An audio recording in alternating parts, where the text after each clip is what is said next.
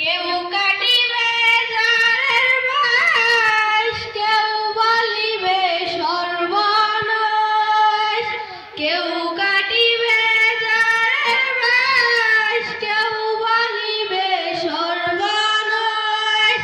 কেউ বা আবার করবে গরম পানি মা জননী, যেদিন তোমায় ছেড়ে যাব আমি, যেদিন আমি থাকব না মা বলে আর ডাকব না।